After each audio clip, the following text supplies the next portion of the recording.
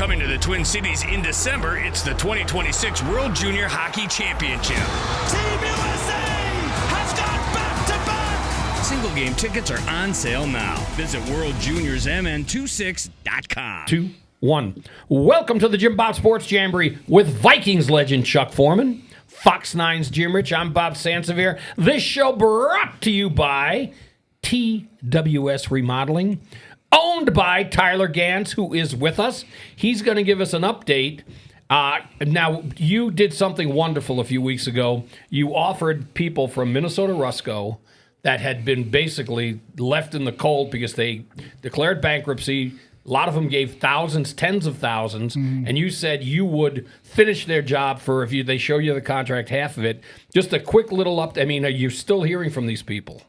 By the hundreds. I mean, really? Yeah, it's insane how people have reached out. The story I'd like to just share today is the whole community coming out of the woodwork to help. All my distributors have stepped up to lower their pricing down to make sure that I can perform on these jobs for Rusco customers. That's great. Yeah, along with you guys helping push this, Bob FM, Fox 9, Jim helped out with that. It was great. NPR. People coming out of the woodwork to help get the Hey, by the way, the BS show's giving you a little bit of a nod, too. Yeah. We've talked about that, too. The Bob Sport, excuse me, JimBob Jamboree. Well, JimBob Sports Jam, right? JimBob The BS Sports show, Jam. too. Well, it all started you're here. on the JimBob right now. I am, but I'm on the Start. BS show, too. I produced that show, and check it out. Anyway. I mean, school marketing, everyone has come, and even like my old staff. Like, we can't run salespeople on this. The managers are running all of these leads to just go help people. I just tell them, look, every situation is different. We're going to help you if we can help you. It's been amazing. It makes me proud to be a Minnesotan. I can tell you that. It's pretty cool. Well, I'll tell you what. It's a good thing you're 6'8", because you have an enormous heart for doing this, and there wouldn't be enough room in a normal-sized body. All right, now, Chuck, I want to start with you on this. Okay. On Sunday, the Detroit Lions coach, Dan Campbell, took over the play-calling duties because they got their butts whipped by the Vikings, Right. and they were dominant. I think, and I want to know what you think, that maybe it's time to bring some balance to the universe and have Kevin O'Connell give up play-calling duties, because I don't think he called a good game at all. On third and short, he goes deep to Justin Jefferson when they are actually doing a great job on the ground with Aaron Jones and Jordan Mason. There were other questionable calls there, and by the way, they better stop going offsides in their own stadium. 8 of them. That's unbelievable. Well, yeah, I think, that's a big issue right there. Just the offside penalties from an offensive standpoint. When you know the count, you know the rhythm, you know all that. Right. There's So no how does there's it happen, no excuse Chuck? for that. That's because people aren't disciplined. Really? They're not paying attention to it. They know the rhythm of the quarterback. They know, and he's going to tell them before he comes out, look, I might give you a hard count. Hold tight. Or he might come out, he'll tell you that. Fran used to tell us, hey, look, this is what I'm going to do. Hold tight on your, don't move. And so, but even at that, when you know the count, whether it's going to be a hard count or whether it's going to be in rhythm, you know when to come off the ball. There's no excuse for that. None whatsoever. So the storyline that some of the Vikings were throwing out there saying that the Ravens were mimicking the calls of McCarthy. Is there anything to that? How does that work? I'm sure he don't sound like the other guy. Exactly. Yeah, right. That's what I thought when I heard it. They got ventriloquists on that team. It really doesn't matter. That's what I did. As far as I'm concerned, you're looking at the ball, right? And that's what you're supposed to. When the ball moves, you move. I think that's a simple thing. I don't think they have his cadence down yet. Somebody was saying, maybe it's his rhythm, but it doesn't matter because the week before they had a silent count. So maybe a lot of it's on McCarthy and a lot of it's on the coach. Wait a minute. I'm saying, watch the ball. If you watch the ball, you got no problem. You watch the ball, you got no problem. I think this when that ball moves, you move. Even the quarterback in an offside. Well, especially when I can see you getting tripped up once or twice if the Ravens are mocking his call or whatever. But you go to the sideline and said, fine, we're going back to silent then. Right. Then so everybody just... Okay. I would assume that you could fix this rather quickly and not need a whole week between games to get it straightened out. Can I speak from my perspective when I used to play the game? That's why we want you here's what I'm saying. No! All right, okay. Yes. Well, let me just put it to you this way. Playing running back and the positions that I play, I listened to the count, but I always watched the ball. When that ball was off, I was off. And that's why I used to get back deep, because I was going to get off. When that ball moved, I was gone. You know what I mean? And that's just the way it is. So, to me, that particular penalty is inexcusable. 8 times. 8 times. At And home. that causes problems with the Vikings. I don't care. I watched the college game last week, and they had 12 of the same type of pre-snap penalties. It's like, and they lose, and they're good teams. Our team's a good team. I think if we take away those things, we can compete to win in our division. But until they correct all that stuff, I mean, even though we have an inexperienced quarterback, I see some growth in him, and I see some potential for him to be what they think he's going to be, and I haven't always seen that. But, he's the kind of guy, you got to give the guy a chance to be and utilize his skills. You know who needs to grow here, Chuck? No. Is our coaching staff. The whole game was shot because of the coaching staff. You don't have that many penalties. It's all a mental game. You didn't prepare your team mentally to play this game. That's how I feel. But, okay, the coach is coach, right? Yeah. Players play. Yep. All right, so what I'm saying to you, this is not a coaching issue. This is a player issue from my perspective. Coaching issue Tyler. is else. There is a coaching issue. Well, there might be, but not in that part of the game. Not for the false starts. No, false starts and all those things. I mean, that's you got to be accountable. I happen to play for a coach, and he didn't tolerate that. You went off. You might have went off once. He might have went off twice. The third time, you were on waivers.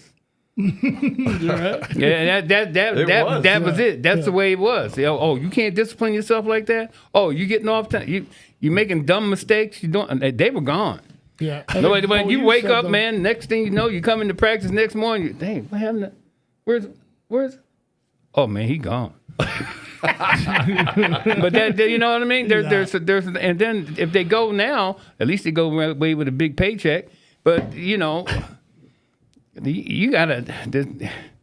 That's all on players. I'm not putting that on coaches. That's my personal opinion. I'm putting the play calling on coaches, and I don't think. Well, you can do that. I have no problem with that. The play calling, but then they can make the play calls, but you got to execute. That's on the player. Absolutely, you do. Okay, but so here's my. Let me just go through. There's a few guys, head coaches. Sean McVay is as good as anyone calling plays as the head coach. Kyle Shanahan can do it. Andy Reid does it some seasons, and he's got an offensive coordinator he lets do it. But I don't see why Kevin O'Connell can't let somebody else call plays. It still filters through him. These guys, he immediately decided when he came in he's going to call the plays, and it backfires sometimes, and it backfired this weekend.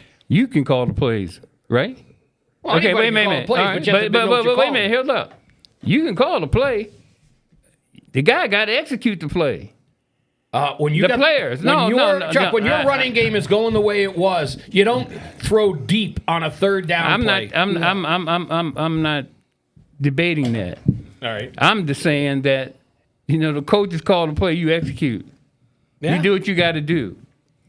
Read the defense on the run. If you're a wide receiver, a running back, watch your blocking and see where you can get to. Here's where I think O'Connell can help McCarthy. On that 3rd and 1, they were moving the ball well, but McCarthy saw Jefferson was one-on-one. Okay? Go ahead, Chuck. I don't care. Okay.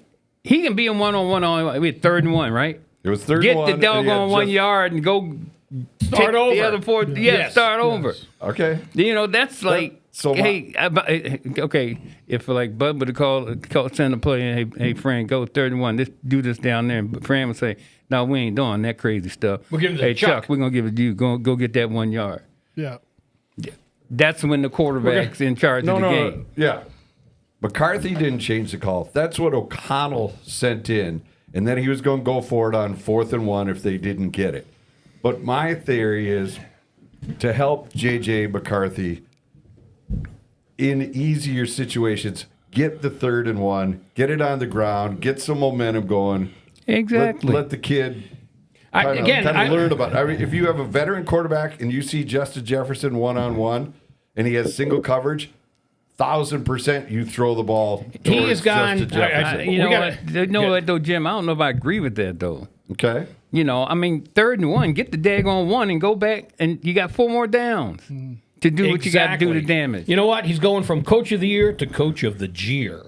Because I'm jeering him. All right, before we wrap up, Tyler, you told us a little bit. TWS Remodeling, you do everything when it comes. You remodel, you'll do whatever is needed to be done if you have a home, right?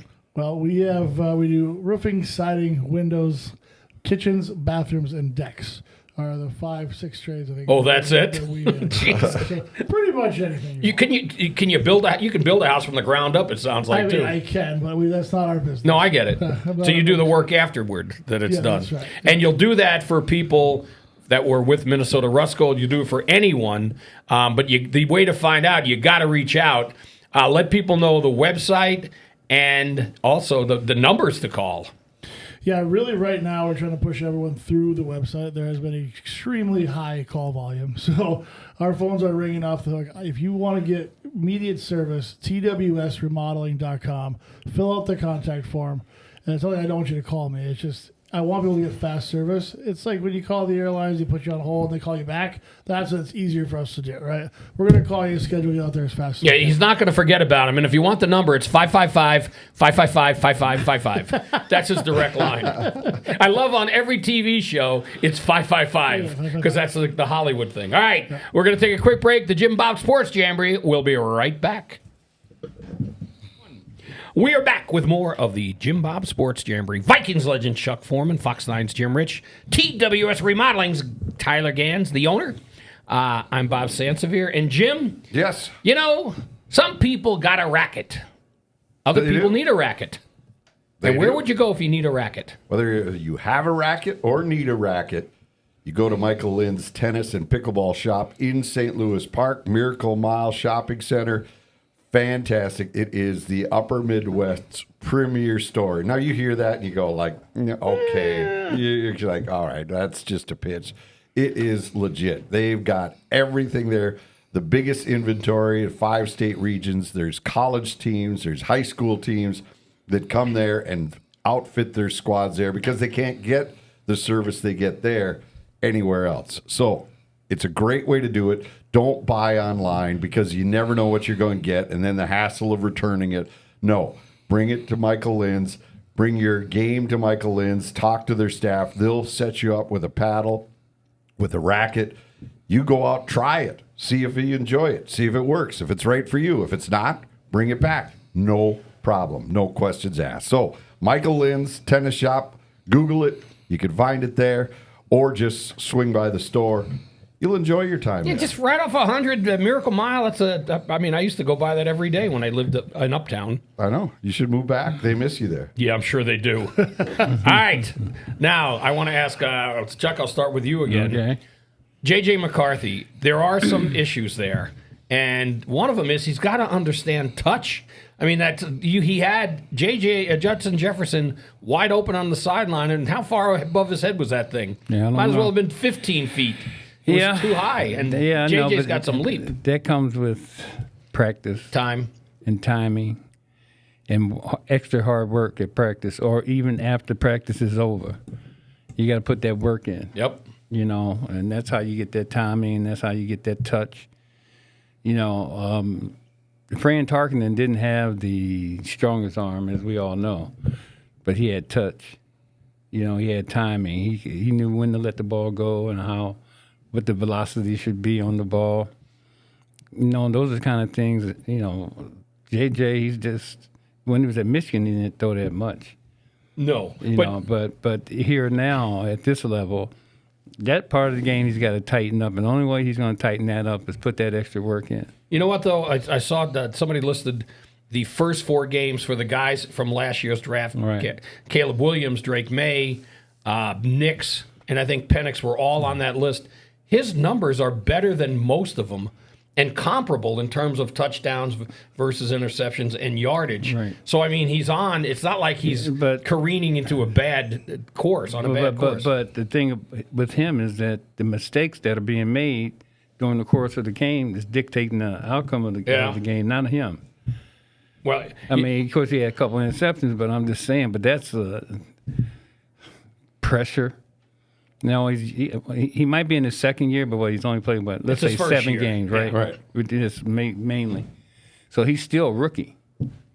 Well, it's his 4th game. Yeah, starting. that's it. So, All right, now I looked at the schedule after they lost to Baltimore, and I said they could lose the next 3, given 4 losses in a row. I had them at 6 wins total, only beating the Giants and the Commanders. But you take Wait a minute. Didn't we do predictions at the start of the year? Wasn't Bob like 12, 13 wins? Well, at the beginning of the year, I was an idiot. I've matured. Now, I definitely was not that high. but here's the thing that you got to know, though, going into this Bear game, do you know what the combined record is of the teams the Bears have beaten? No. 15-41. They have not beaten a winning team. The team with the best record is the Cowboys with 3 wins. Right. They're doing what good teams are supposed to do, beating the bad teams, but they haven't beaten anybody any good. So the Vikings certainly are very much in this. I would say, though, that they've got to shut down that running game. You shut down a running game for Chicago, you're going to make it a lot tougher for Caleb Williams. Yeah. No, I mean, and I've said like the last couple of Bears wins, they finally have gotten good luck on their side. Like that long pass against Cincinnati where the guy bounced free and scored to win the game. And then last week, Jackson Dart gets knocked out of that game. If Dart stayed in there, oh my God, Russell Wilson, they may not have been able to come back. He might as well 10 retire. points in 10 minutes that the Bears put on the board to win. Jameis Winston's going to start for the Giants, and now Russell Wilson. well, Russell's been in the league how long now? Right. He's run his been around course. a long time. 12 years, has it? Yeah, he's run his course. Hey, he's got money. He's got the most beautiful wife in the NFL. And she can sing to him. And she can sing, and she makes her own. And he can step aside, but I understand his competitive nature. No, and then when you're not out there playing on a consistent basis, you can be a little rusty. So I'm not giving up on the guy, but if he walks away, he's walking away in a good place. Yeah, I'll tell you what though, He could. All that money he got. This is his 2nd or 3rd sunset that he's walked off into. I don't think he's coming back. No, not after this year. Why would he? He can go, and then he's got the TV thing sitting there waiting on him. Absolutely, Yeah. he does. All that. So that's where I'm walking to. I'm like, hey, you know what? Enough of this. I'm going over and here. if he doesn't want to do TV, somebody would want him in their front office. Yeah, because he's smart. He is very smart. astute. He's very smart. Yeah. Very smooth. Very well spoken. I'll tell you though, that Giants job is open. That is going to be by far the most desirable job, knowing you're going to have a young Jackson Dart, Malik Neighbors, But- Cam Scattaboo. Jackson Dart's got a concussion issue. He's had like 4 of them. He's been evaluated really? 4 times. Well, okay, 4. Evaluated 4 times. But he came back and played in the last one. So, yes, okay. I think that's the media blowing it up. And I'm not arguing with you. He needs to understand how to – he's starting to slide, but he's got to protect his body. Exactly. All those quarterbacks do. Hey, those guys – hey, they big as you, Tyler. Tyler's 6'7". Look. But those boys running 4.5 40s. Yeah, right. Those linemen, hey, I'm telling you, I'm like, what? You can't believe how big they are and how fast they are. You got to learn that spin move like Chuck had. You better learn some kind of spin. You better be fast, quick, and don't wait around. All that, pitter-patter in the hole, but you done. You do that, you done, period. And that's something also young Mr. McCarthy needs to understand, too, is to protect himself. Yeah. Because he'll run, too. Not the way some of these guys do. Well, he can run, no question, but know when to go down. Yeah. I'm telling you, that impact with these guys nowadays. All right. Now, Jim, we were talking off the air about this. You know him better than we do because you're in the locker room more. Justin Jefferson seems as good a guy and teammate as you can find, but you cited the one that I saw. He did not, when on that one on the interception, he never even tried to get up. He just sat there. He was so frustrated. Well, and then the other one where he was up, he just kind of jogged. The defensive player just kind of caught it and was kind of looking to see what was going on, and Jefferson just kind of jogged away. And the passes that are going over his head, you asked Chuck about that one that was 6 feet over his head. He's just standing there going like, really? And he's been through a lot. He's a guy that's been driven by records, right? He's come into this league. He wants to win. He wants to set the records. He's on this pace that no one in NFL history has been on as far as the yards and touchdowns that he's had. And now he's had to deal with this quarterback situation again. And now it's But I don't know. Maybe it was just a bad day for him. But he was targeted 12 times. 4 were caught. 2 were intercepted. You brought something up last week that I think plays a factor here, Jim. Playing with the lead. When we got to playing from behind, he did not look good. He looked rushed. He made bad decisions. He missed wide open guys. That confidence of playing with the lead, you brought that up. I think that got under his skin. And we saw that he's still a rookie. Right, but I'm talking about Justin Jefferson. Oh, yeah. but I'm thinking he's getting frustrated going through this again. Yeah, Carson Wentz with no arm. What's he even bother going on the field that Sunday for? Well, I think he's getting frustrated because he's like, oh man, he's still a rookie, right? Like you got to deliver it. However, Justin Jefferson, he evaluated JJ before he re-signed with the Vikings. I mean, he could have not signed with the Vikings and moved on. He's got huge dough. So he could have moved on, but he saw something special. That's why he re-signed. Yes, the amount of zeros in his contract. You know what I mean? And so that's why he did that. So I know. if you were on the team and you had Darnold last year, who was dropping it in dimes to you all over the field, right, and he's doing the same thing this year. Lets that go, and then you had Daniel Jones here, and you let that guy walk. Right. And we're supposed to be in a win now situation because we just ripped off 13 wins last season. We're supposed to be taking the next step, and now it seems like we're regressing. There's a lot more things to be frustrated with in that game than just JJ. He's probably pissed off about all the false starts, the whole thing, right? Like I'm not saying he's walking off the cliff. I bet the whole team was frustrated. No, right? I know. But the bottom line is this: like you said, we had 2 quarterbacks that were really ready to take that next step. They just been with crappy teams. One went to San Francisco. I'm just throwing it. San Francisco with a great coach. He was adjusting his game. Yep, then he comes here. And then he really tightens his game up, and he's ready to take that next step to be one of the best. And then for some reason, just because we drafted JJ, they decided to give him the reign. When, in fact, they had the guy already prepped and ready to go, and then they prepped him. And now look at Seattle. Number look one, what he's doing with Seattle. He's the top-rated MVP. And he may be the MVP this year. He's the top-rated MVP. He's number 1. Right. There you go. This means wrap it up. All right. We're going to take a quick break. We thought you were doing something for the rodeo or something. I thought that's what I thought he was doing. Getting a pro. We're going to take a quick Buffalo break. Rodeo or something. Buffalo Rodeo last weekend in June. We're going to take a quick break, and the JimBob Sports Jamboree. Be right back, just like the Buffalo Rodeo in June. That's so good. We are back with more of the JimBob Sports Jamboree. Vikings legend Chuck Foreman, Fox 9's Jim Rich. This show brought to you by TWS Remodeling with Tyler Ganz. And we're going to introduce another guy. Really? Abe, our producer. Oh. He is we're talking about all these things. Is it the NLL you play in or you compete in? National Lego League? He is a nationally ranked Lego competitor, making amazing Lego stuff. Explain, Abe, explain where you're on TV with this. You do a lot of YouTube, but what's the show you've been on?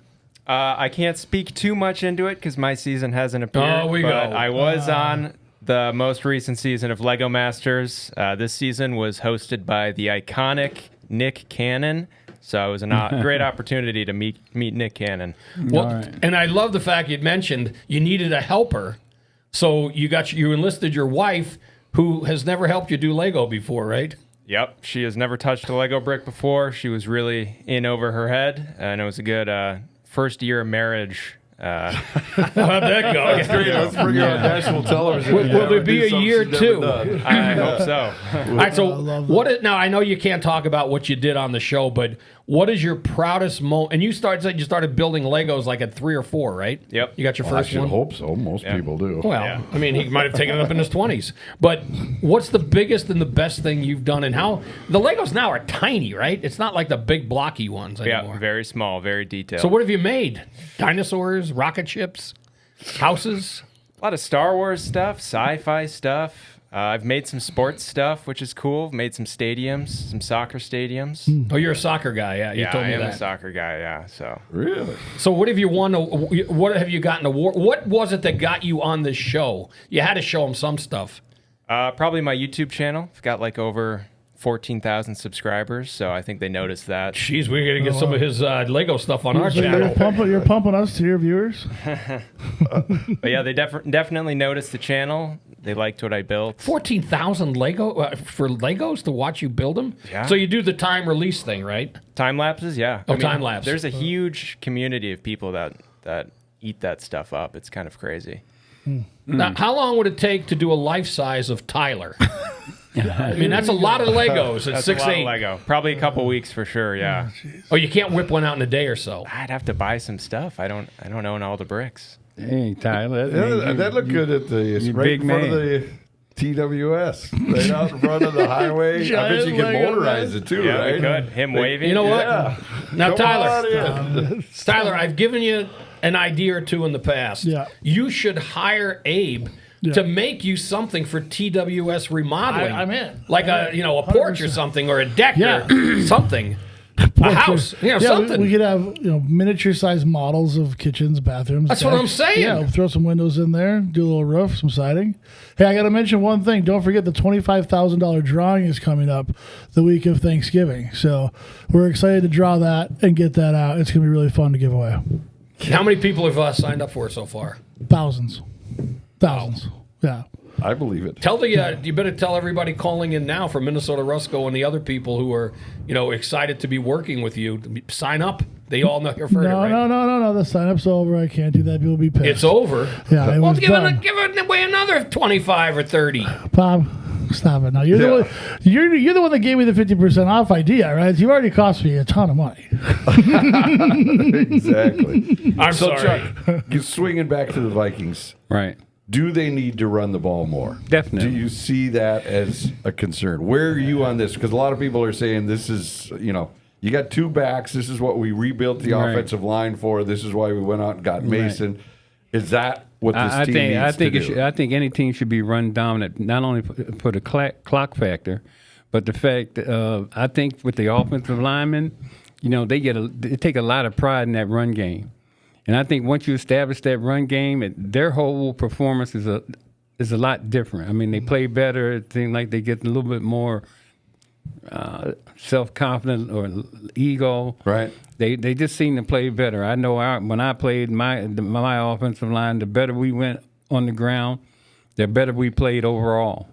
So I think with the backs that we have, I think we have three excellent backs. Aaron Jones does not look like he was hurt or that he's aging.